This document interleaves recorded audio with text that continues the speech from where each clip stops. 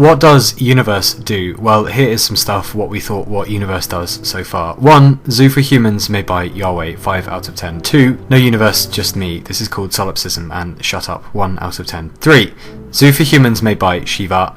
This is number 1 in disguise, but she is considerably more attractive than Yahweh and has bazongas, so 6 out of 10.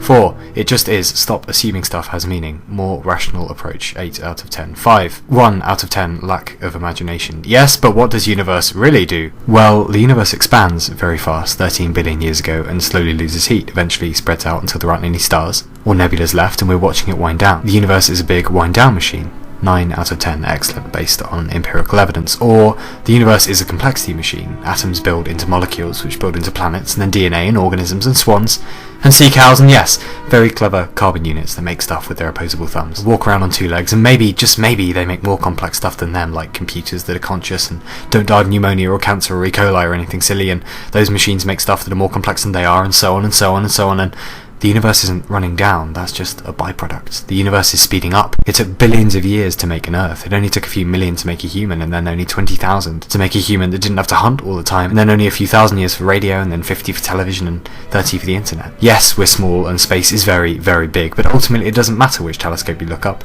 The most complex thing we've ever seen the universe make is looking up that telescope. The universe isn't wearing out or dying, it's waking up. It's evolving more and more complex patterns in more and more complex shapes, and you are the most complex thing it's ever done that we know of. So next time you're feeling glum, keep in mind that your brain is the fucking icing on the universe cake, yeah? And it took 13 billion years to make that cake, yeah? And it was very hard to pull off. And there are a number of complicated instructions to follow, but here you are, for about 80 years or so, living in the most exciting time in human history that's ever happened, so just shut up! Just shut up!